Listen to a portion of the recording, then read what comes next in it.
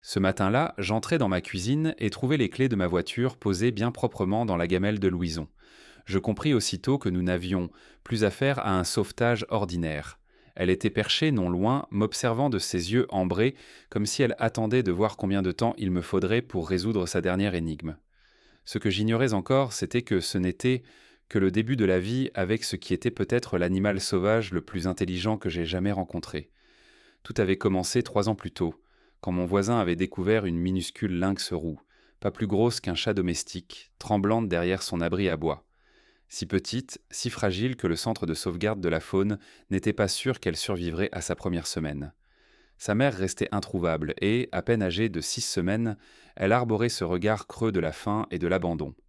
Quand on nous demanda si nous accepterions de l'accueillir en famille d'accueil jusqu'à ce qu'elle soit assez forte pour être relâchée, je crus que nous nous engagions pour quelques mois de biberons et de soins élémentaires. Je n'imaginais pas que nous allions accueillir chez nous une stratège à 4 pattes. Les premiers signes apparurent vite. Là où la plupart des petits en sauvés, passant leur temps à dormir et à manger, Louison était différente. Elle observait tout, la façon dont j'ouvrais les placards, le fonctionnement de la cafetière, l'emplacement des friandises. Je la surprenais à étudier nos habitudes avec une intensité presque humaine. Quand elle fut assez robuste pour se déplacer seule, les choses devinrent intéressantes. Je n'oublierai jamais ce matin où je me réveillai face à tous les placards de la cuisine grands ouverts. Pas endommagés, pas griffés, simplement ouverts.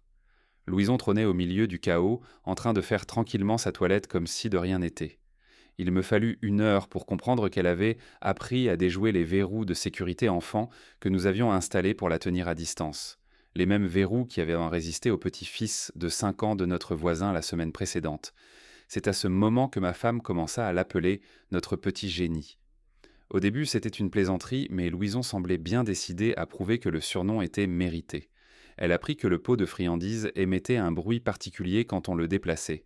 Alors elle se postait stratégiquement dès qu'on s'approchait du placard. Elle comprit que renverser sa gamelle d'eau attirait immédiatement l'attention et un remplissage. Le plus remarquable, c'est qu'elle synchronisait ses comportements comme si elle maîtrisait, mieux que nous, le rythme de la maison. L'incident de la porte eut lieu un mardi matin, au cours de son 4e mois chez nous. J'étais en retard pour le travail et ne trouvais mes clés nulle part. J'avais déjà vérifié 2 fois les endroits habituels quand j'entendis un léger bruit sourd dans le salon. Louison était assise près de la porte d'entrée, jouant avec quelque chose par terre, mes clés. Elle les avait somehow subtilisées sur le plan de travail de la cuisine, une surface qu'elle ne pouvait même pas atteindre, et les avait transportées exactement là où j'en aurais le plus besoin. Mais ce furent de ses yeux qui me glacèrent le sang. Dans ce regard ambré et fixe, il y avait une forme d'intelligence consciente qui me fit dresser les poils des bras. Elle ne jouait pas simplement avec un objet brillant ni n'agissait par instinct. Elle résolvait des problèmes, anticipait, comprenait les causes et les effets d'une manière qui bousculait tout ce que je croyais savoir sur les animaux sauvages. Les simagrées commencèrent à peu près au même moment. Nous discutions dans le salon, de stress au travail ou de projets du week-end, quand je remarquai Louison allongée dans son coin ensoleillé près de la fenêtre, yeux fermés, respiration lente et régulière, l'image même du chat endormi. Mais bougeait trop vite vers le placard à friandises ou prononçait le mot «dehors» et ses yeux s'ouvraient d'un coup, laser précis. Elle avait écouté tout du long, traité l'information, attendu quelque chose qui la concernait. Nos amis pensaient d'abord que nous imaginions. Les animaux sauvages n'écoutent donc pas aux portes, disait Mantil. Ils ne planifient pas, ne résolvent pas d'énigmes, ils ne montrent certainement pas la pensée stratégique que nous décrivions. Mais Louison accomplissait alors quelque chose qui laissait même les sceptiques sans voix. Comme ce soir où elle apprit à ouvrir la porte-fenêtre coulissante après nous avoir vu faire seulement 3 fois, ou ce matin où elle réussit à ouvrir le robinet de la cuisine et à placer sa gamelle pile dessous. Vivre avec Louison revenait à partager la maison avec un Sherlock Holmes poilu. Chaque jour apportait un nouveau mystère, un défi inédit à notre compréhension de l'intelligence animale. Elle avait largement dépassé les simples instincts de survie pour atteindre quelque chose qui ressemblait fort à de la créativité, de l'humour et de la stratégie. Le petit lynx chétif que nous avions accepté d'accueillir s'était mué en une compagne confiante, curieuse et d'une intelligence remarquable qui semblait considérer chaque jour comme une occasion de prouver à quel point elle était plus maligne qu'on ne l'imaginait. Et puis vint ce matin qui changea tout. le jour où elle réalisa un tour si parfaitement exécuté, si incroyablement astucieux, qu'il nous fit comprendre que nous ne nous occupions pas seulement d'un animal intelligent. Nous cohabitions avec une stratège hors pair qui ne faisait que commencer. Ce qui avait débuté comme de simples résolutions de problèmes évolua rapidement vers quelque chose qui ressemblait à du divertissement, le divertissement de Louison. À nos dépens, elle développa ce que je ne peux décrire que comme un sens de l'humour, et malheureusement pour nous, nous étions devenus son public favori. La maison se transforma en scène personnelle et chaque jour apportait une nouvelle représentation qui nous laissait entre l'émerveillement et l'épuisement. Cela commença avec le grand mystère des chaussettes. Je mettais une paire le matin et le soir, je fouillais tous les tiroirs et paniers à linge pour découvrir la chaussette manquante glissée derrière les coussins du canapé ou nichée dans un pot de fleurs. Au début, nous incriminions la machine à laver ou notre propre étourderie, mais je la surpris en flagrant délit, extrayant délicatement une chaussette du panier de linge propre avec les dents, la transportant à travers la pièce comme un trophée et la plaçant délibérément dans l'endroit le plus improbable.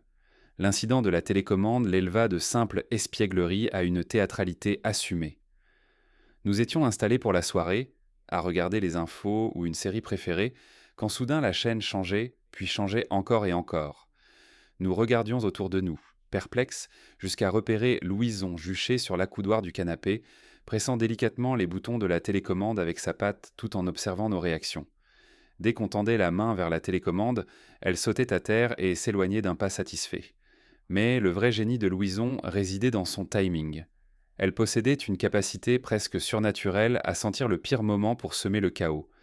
Les appels téléphoniques devinrent sa spécialité.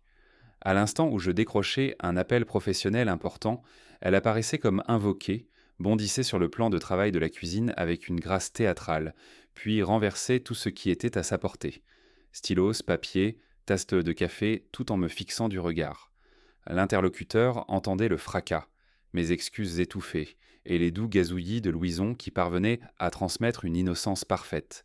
Notre golden retriever, Marcel, devint son partenaire comique involontaire. Marcel menait une vie paisible depuis 8 ans avant l'arrivée de Louison, content de sa routine prévisible de repas, siestes et promenades occasionnelles. Louison le considéra comme une énigme fascinante à résoudre, et elle le résolut. Elle découvrit que Marcel suivait toujours le même trajet jusqu'à sa gamelle. Elle se postait donc sur ce chemin, immobile jusqu'à son approche.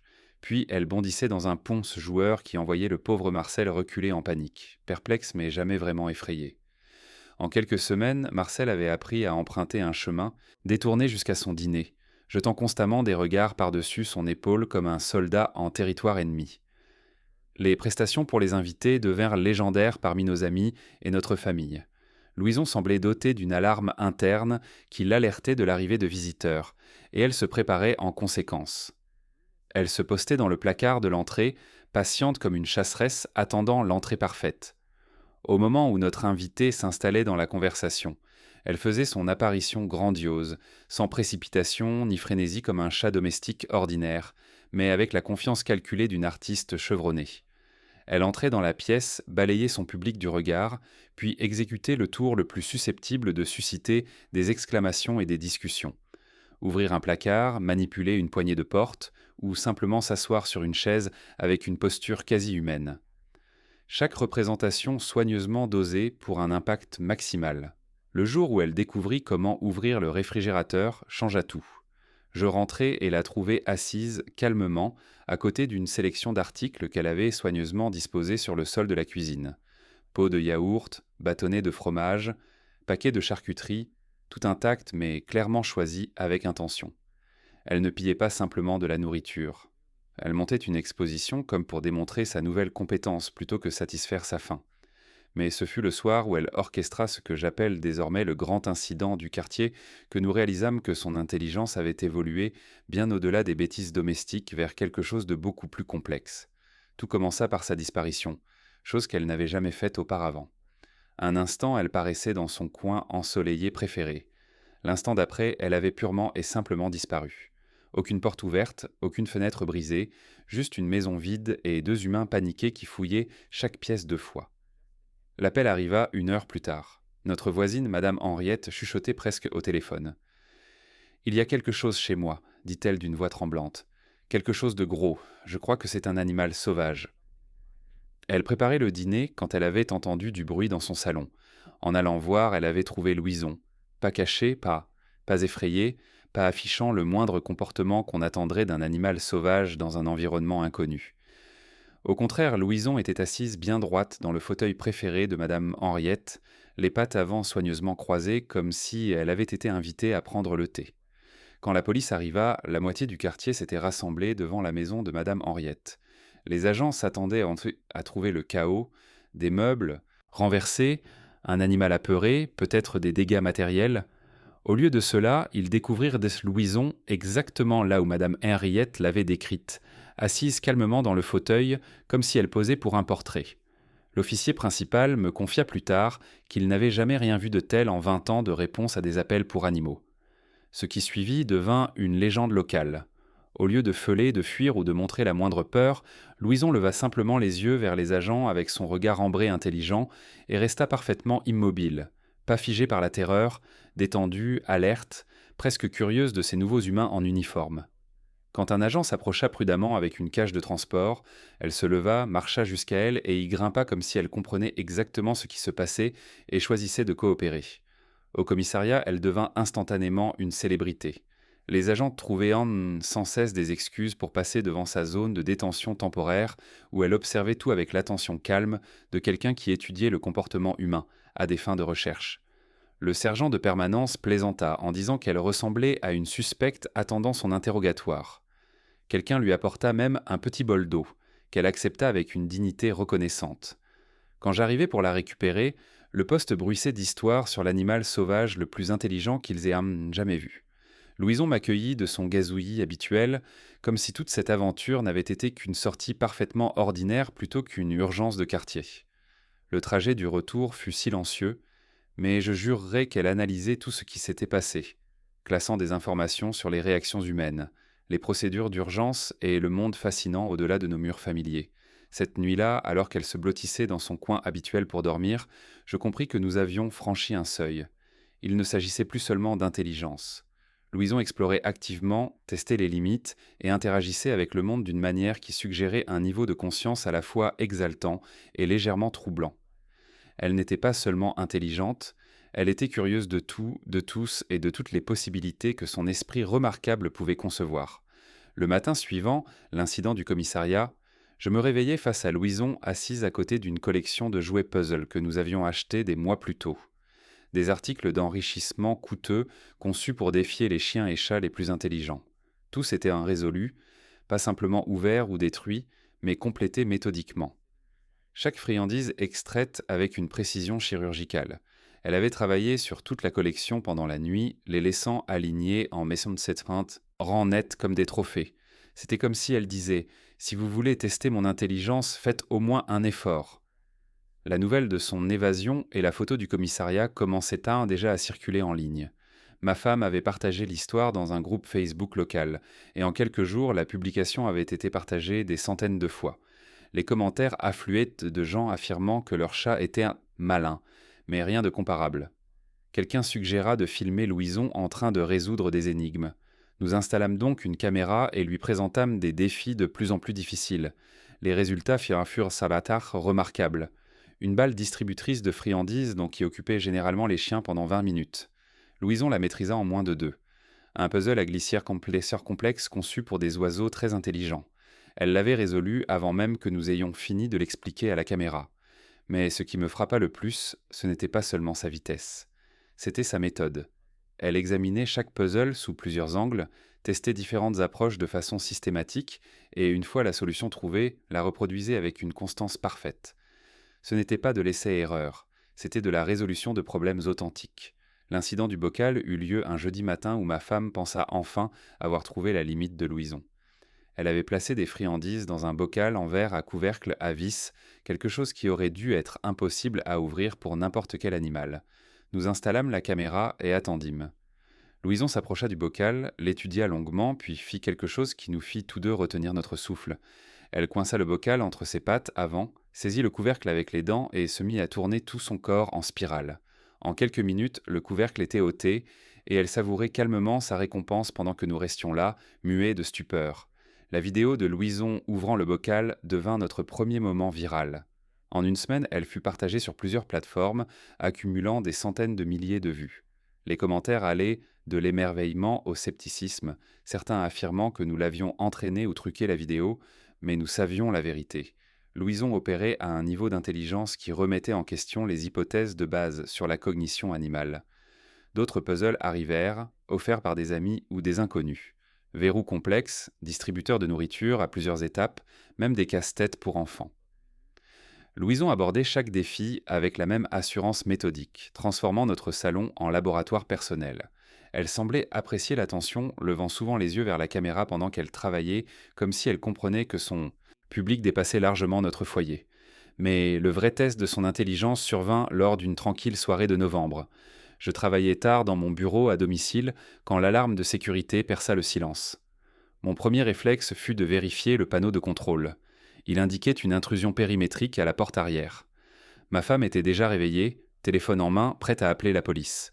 Mais avant que l'un de nous ne bouge, nous entendîmes quelque chose d'inhabituel, le carillon doux de notre sonnette vidéo.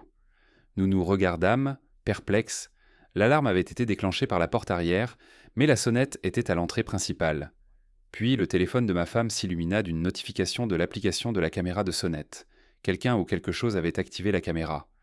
Nous ouvrîmes l'application, nous attendant à voir le visage d'un intrus ou peut-être un voisin réagissant à l'alarme. Au lieu de cela, nous vîmes Louison. Elle était assise juste devant la caméra de la sonnette, ses yeux ambrés fixés intensément sur l'objectif. Derrière elle, à peine visible dans la lumière infrarouge, on distinguait une silhouette humaine se déplaçant le long du mur de la maison. Louison avait somehow réussi à sortir, s'était postée devant la porte d'entrée et avait délibérément activé le système de caméra. Elle ne se cachait pas de l'intrus, elle le filmait. La vidéo était d'une netteté cristalline. Pendant que nous regardions en direct, Louison restait parfaitement immobile, comme un agent de sécurité poilu, maintenant la surveillance. L'intrus, apparemment inconscient d'être filmé, continuait à vérifier les fenêtres et les portes. Toutes les quelques secondes, Louison jetait un regard en arrière vers les bruits qu'il faisait, puis reportait son attention sur la caméra, comme si elle comprenait que collecter des preuves était plus important que confronter directement la menace. Quand la police arriva, beaucoup plus vite cette fois grâce à la célébrité involontaire de Louison suite à l'incident précédent, ils trouvèrent l'intrus encore en train de rôder dans le jardin arrière, totalement ignorant qu'il avait été sous la surveillance d'un lynx roux. La vidéo de la sonnette fournit une preuve parfaite pour son arrestation, et Louison était revenu à son coin de sommeil habituel, comme si rien d'extraordinaire ne s'était produit. L'histoire de Louison, le lynx de sécurité, explosa sur les réseaux sociaux. Les chaînes locales la reprirent, puis les régionales et enfin les blogs nationaux sur les animaux domestiques et la faune.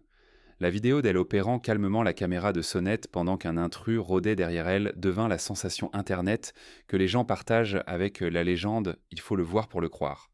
Mais pour nous, la célébrité virale passait au second plan face à une prise de conscience plus profonde. Ce n'était plus seulement de l'intelligence ou de la résolution de problèmes. Louison avait démontré de véritables instincts protecteurs combinés à une pensée stratégique. Elle avait évalué une situation dangereuse, choisi la réponse la plus efficace et exécuté un plan qui aboutit à un résultat parfait. Elle n'avait pas agi par instinct ambition d'animal sauvage ou loyauté d'animal domestique. Elle avait pris une décision consciente de protéger notre maison en utilisant les outils et la technologie qu'elle nous avait vus employer d'innombrables fois. Allongé dans le lit cette nuit-là, écoutant la respiration douce de Louison depuis son coin préféré près de la fenêtre, je compris que nous avions largement dépassé la question de savoir si elle était intelligente. La vraie question était désormais de savoir jusqu'où allait son intelligence et quelles autres surprises cet animal remarquable nous réservait. Elle avait prouvé qu'elle pouvait résoudre des énigmes, déjouer les humains et même prévenir des crimes. Mais plus que cela, elle nous avait montré que la frontière entre instinct sauvage et pensée consciente pouvait être bien plus floue que nous ne l'avions jamais imaginé. Les demandes affluèrent dès le lendemain matin. Des éthologistes voulaient l'étudier. Des producteurs télé proposaient des idées de documentaires. Des entreprises de produits amateurs pour animaux offraient des contrats de parrainage. Mais en regardant Louison faire calmement sa toilette dans un rayon de soleil matinal, apparemment indifférente à sa nouvelle célébrité en ligne, je réalisais que toute l'attention et l'analyse du monde ne pourraient jamais capturer pleinement ce qui la rendait extraordinaire. Elle n'était pas seulement intelligente, elle était Louison, et elle faisait partie de la famille. 3 mois après l'incident de la caméra de sécurité, la vie avec Louison s'installa dans quelque chose qui ressemblait à une routine, bien que, avec elle, la routine soit un terme relatif. Chaque matin apportait la possibilité de découvrir un nouvel agencement d'objets ménagers, un puzzle fraîchement résolu dont nous avions oublié l'existence, ou des preuves d'une aventure nocturne à laquelle nous avions dormi. Vivre avec Louison signifiait accepter que notre maison ne serait plus jamais prévisible, et franchement, nous ne l'aurions pas voulu autrement. Son rituel matinal devint une source de divertissement quotidien. Elle se réveillait avant l'aube, effectuait ce que je ne peux décrire que comme une inspection de la maison, puis se positionnait stratégiquement pour un impact maximal sur notre journée. Si elle voulait le petit déjeuner plus tôt, elle s'asseyait près de la cafetière, sachant que nous entrerions dans la cuisine à moitié endormis, et la repérerions immédiatement. Si elle était d'humeur joueuse, nous trouvions nos pantoufles déplacées dans des cachettes de plus en plus créatives. Les jours où elle sentait que nous avions besoin d'être remontés, elle interprétait ses plus grands succès. Ouvrir des placards, réorganiser les télécommandes ou s'asseoir sur des chaises avec une posture humaine parfaite jusqu'à ce que nous remarquions et rions. Les prestations pour les invités évoluèrent en un One Bobcat show comique. Elle développait différents numéros pour différents types de visiteurs.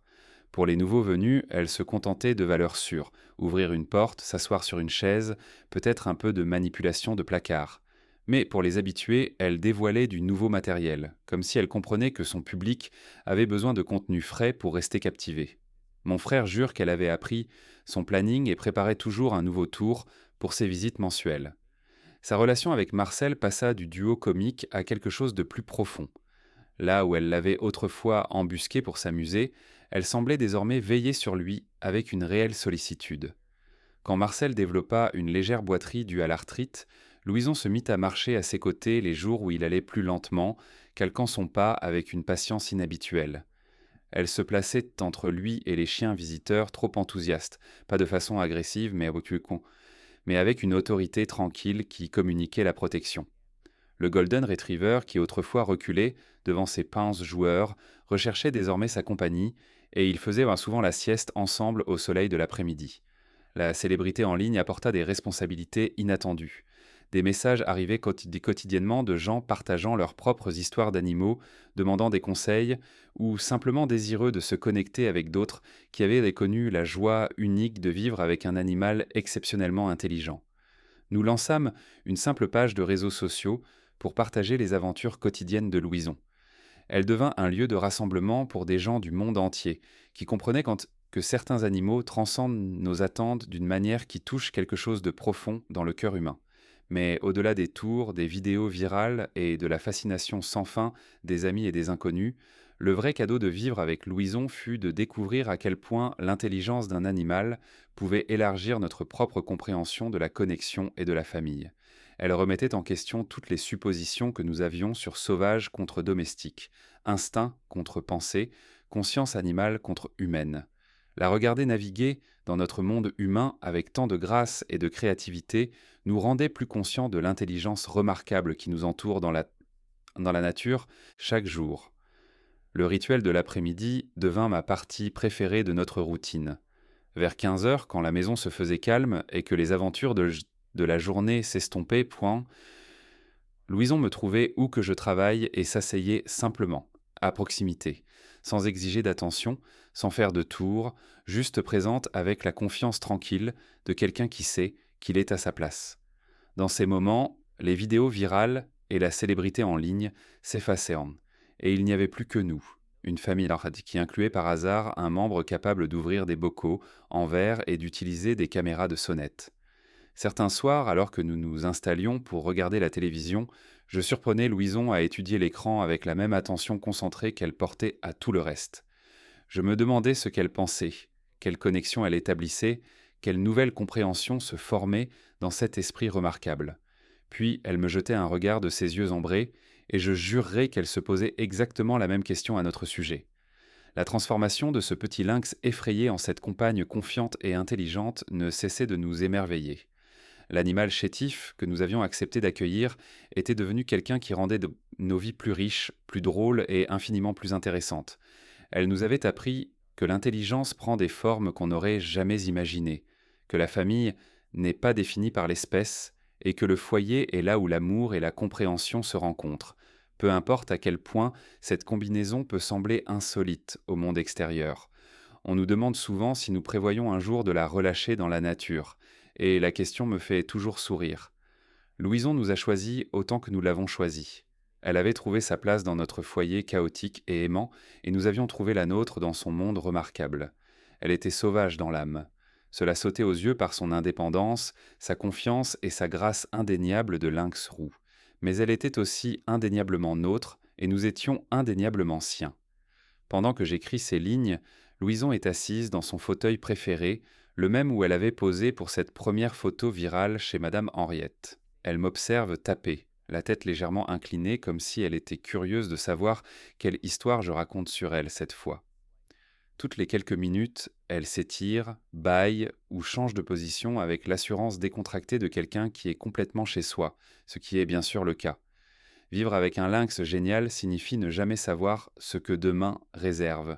Un autre moment viral, un nouveau puzzle à résoudre, ou peut-être juste une journée tranquille de compagnie avec la colocataire la plus extraordinaire. Imaginable. Ce que je sais, c'est que Louison a changé nos vies d'une manière que nous n'avions jamais anticipée, et nous ne pouvons imaginer notre famille sans sa présence remarquable. Elle est peut-être célèbre sur Internet, célébrée par des inconnus et étudiée par des scientifiques, mais au bout du compte, elle est simplement Louison, intelligente, drôle, protectrice et totalement irremplaçable. Et si vous avez un jour la chance de partager votre vie avec un animal qui remet en question tout ce que vous pensiez savoir sur l'intelligence et la famille, je peux vous promettre ceci. Ce sera l'aventure la plus gratifiante que vous entreprendrez jamais.